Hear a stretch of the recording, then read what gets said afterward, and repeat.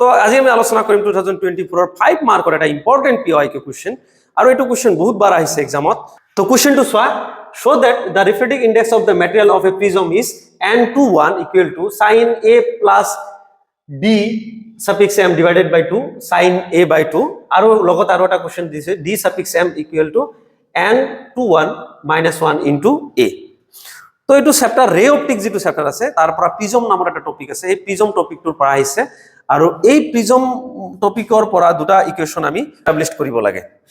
তো তাৰ কাৰণে আমি ফাৰ্স্টত ড্ৰ কৰি ল'ব লাগিব এটা প্ৰিজম ঠিক আছে ABCD আমি এটা প্ৰিজম ড্ৰ কৰি লৈছো this is a prism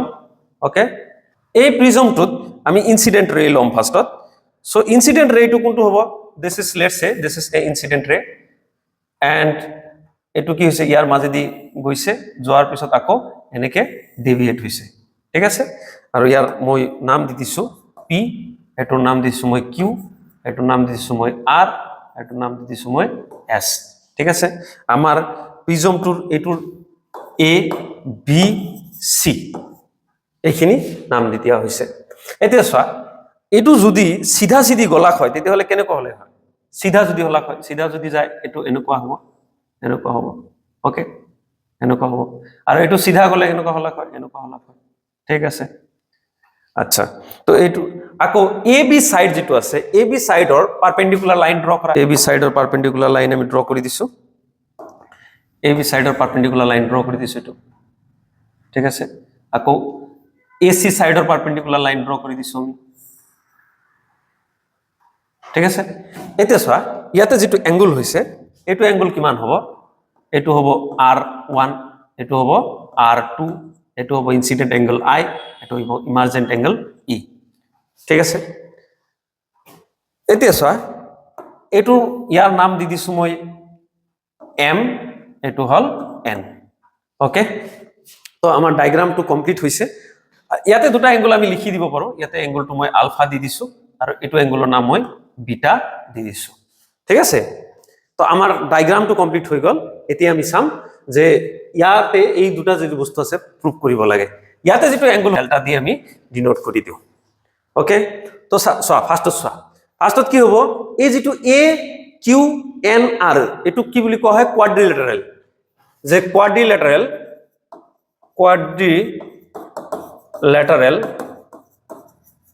A Q N R অত সোয়া A Q N R অত কোয়াড্ৰিলেটাৰেল কি হ'ব এটো তো সোয়া যে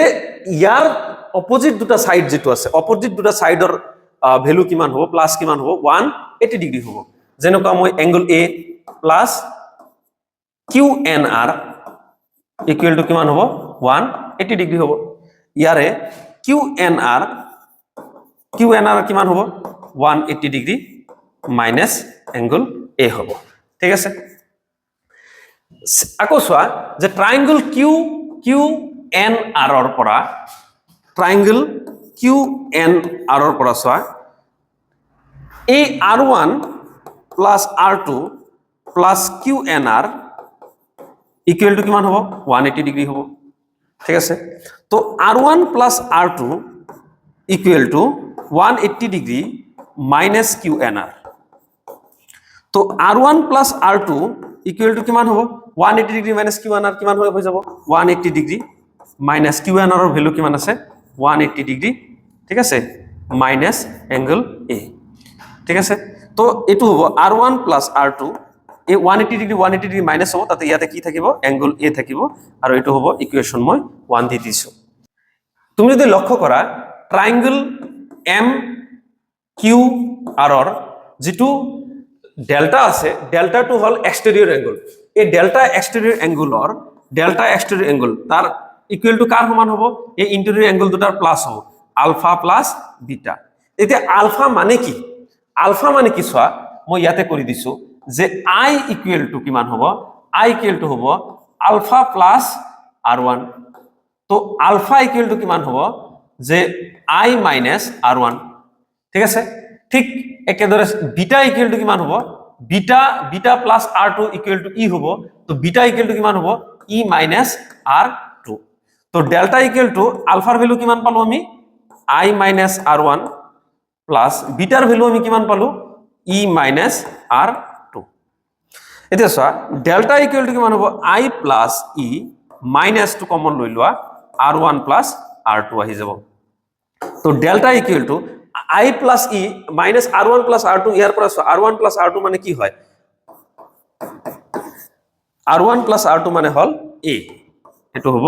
A তো এটো আমি এটা ইকুৱেশ্যন পালো ইকুৱেশ্যন নাম্বাৰ 2 বুলি কলো এটো কেতিয়াবা এক্সপ্ৰেছনত আহি যায় ঠিক আছে এটো কেতিয়াবা এক্সপ্ৰেছনত আহি যায় যে delta prove that delta equal to I plus ই মাইনাছ A এতিয়া আমি নেক্সট স্টেপত যাম তো নেক্সট স্টেপত কি হ'ব চোৱা যদি এই যেটো QR আৰু BC দুটা যদি প্যাৰালেল হয় QR আৰু BC যদি প্যাৰালেল হয় ঠিক আছে QR আৰু BC যদি প্যাৰালেল হয় দেন কি হ'ব জানানে এই এঙ্গলটো ইয়াৰ ডেভিয়েশনটো মিনিমাম হ'ব মিনিমাম ডেভিয়েশন হলে ডেল্টাৰ ভ্যালু কিমান হ'ব d সাফিক্স m হ'ব প্যারালাল হলে ফর মিনিমাম ডেভিয়েশন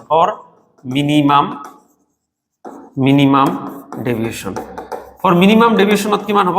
ডেল্টাৰ ভ্যালু কিমান হ'ব d সাফিক্স m হ'ব তাৰ পিছত তোমাৰ কি হ'ব তোমাৰ যাই কিনে i এৰ ভ্যালু কিমান হ'ব i এৰ ভ্যালু তোমাৰ হ'ব e আচ্ছা r ৰ r1 আৰু r2 ৰ ভ্যালু ইকুৱেল টু কিমান হৈ যাব r হৈ যাব বুজি পাইছা এতিয়া চোৱা এই ইকুৱেশ্যন নম্বৰ 1 ত যদি তুমি এটু যদি তুমি এই ভ্যালু খিনি বহাই দিয়া from equation 2 টুত চোৱা কি হ'ব এটু ডেল্টাৰ ভ্যালু কিমান d সাফিক্স m হ'ব আচ্ছা i এর ভ্যালু কিমান আছে i এর ভ্যালু আছে e আচ্ছা বা e এর ভ্যালু আছে i তো i তো i আছে প্লাস ইয়াতো i দি দিছো মাইনাস a ঠিক আছে তো ultimately d suffix m twice i minus a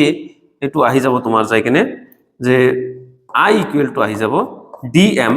plus a divided বাই 2 আহি যাব ঠিক সিমিলারলি আমি কি কৰিব পাৰো আমি r ৰ ভ্যালু ওলাব পাৰো